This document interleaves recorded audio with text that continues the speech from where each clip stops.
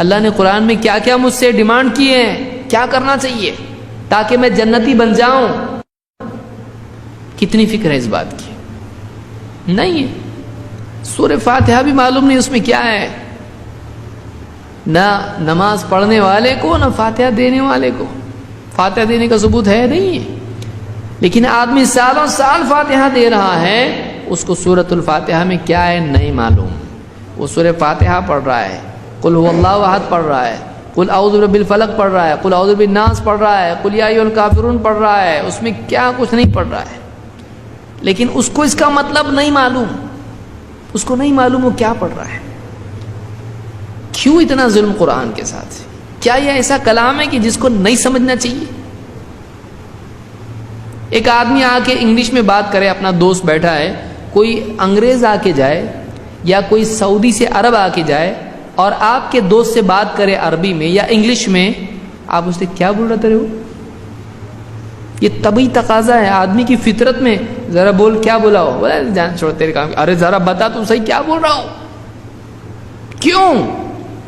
مجھ کو سمجھنا ہے وہ کیا بولا، مجھ کو جاننا ہے کیا بولا ہو۔ تو سنا نا تو نے عربی، سنا نا تو نے، بس ہو گیا نا۔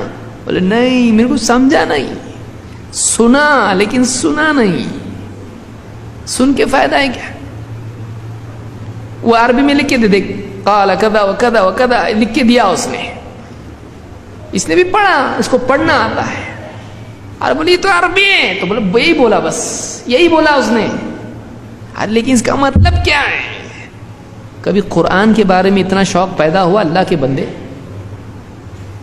ایک عرب جو ڈھنگ کا مسلمان نہیں ہے، جو دوسرے ملکوں میں جا کے عیاشی کر رہا ہے، اس آدمی نے عربی میں کیا کہا؟ اتنا شوق کہ صرف اس کا بولا ہوا جملہ پڑھنا کافی نہیں ہے، اس کو سمجھنا ضروری، فرض عین ہو گیا یہ۔ اور اللہ کا کلام جو غفور الرحیم ہے، جس نے تجھ کو پیدا کیا، جس نے تجھ کو دیکھنے کے لیے آنکھیں، سننے کے لیے کان، سوچنے کے لیے دل دیا، جس نے اپنی نعمتیں تجھ پر انڈیل دی، اور جس نے کچھ باتیں تجھ سے کی ہیں۔ کس کے لیے آیا قرآن؟ آپ کے لیے، میرے لیے آیا ہے، ہر انسان کے لیے آیا ہے۔ یہ اللہ کا خطاب ہے بندے سے، یا ایھا الانسان ما غرک بربک الکریم، یا ایھا الذین آمنوا اعبدوا، یہ اللہ نے قرآن میں کہا ہے، یا ایھا الناس اعبدوا ربکم، یا ایھا الذین آمنوا اتقوا اللہ۔ اللہ ایمان والوں سے خطاب کر رہا ہے، اللہ انسانوں سے خطاب کر رہا ہے، اللہ ایک ایک انسان سے خطاب کر رہا ہے، لیکن کون پڑھ رہا ہے اس کو؟ ضرورت نہیں ہے، ٹائم نہیں ہے، بزی ہے۔ اخبار پڑھنے کے لیے ٹائم ہے، 20 سال تک ایجوکیشن کے لیے ٹائم ہے، 20 سال تک ایجوکیشن کے لیے ٹائم، لیکن اللہ کا کلام پڑھنے کے لیے ٹائم نہیں۔ تو یہ جو قرآن ہے یہ قیامت تک کے لیے محفوظ کتاب ہے، لیکن کوئی پڑھنے والا بھی تو ہو اس کا، کوئی پڑھنے والا ہو اس کا، کچھ سمجھنے والا ہو اس کا، زیادہ نہیں تو نہیں، کم سے کم 30واں پارہ تو پڑھے، کچھ تو معلوم ہو قرآن میں کیا ہے۔ کچھ بھی معلوم نہیں، زندگی گزار کے مر گیا، چلے گیا قبر میں، اس کو معلوم ہی نہیں قرآن میں کیا ہے۔ اور ایسا بھی نہیں کہ ان پڑھ تھا، بہت پڑھا تھا، یہ پڑھتا تھا، وہ پڑھتا تھا، ناول پڑھتا تھا، غزلیں پڑھتا تھا، اخبار پڑھتا تھا، میگزین پڑھتا تھا، کیا نہیں پڑھتا تھا؟ اگر نہیں پڑھتا تھا تو اللہ کی کتاب نہیں پڑھتا تھا۔ چھوڑا بھی تو کتنی بڑی چیز چھوڑا ہے اس نے۔ چھوڑنے کے لیے اگر سلیکٹ کیا تو کس کو سلیکٹ کیا؟ قرآن کو۔ چلو یہ کتاب ہے جس کو نہیں پڑھنا چاہیے، کون سی؟ اللہ کی کتاب نہیں پڑھنا چاہیے، اور بندوں کی کتاب پڑھ کے مر گیا۔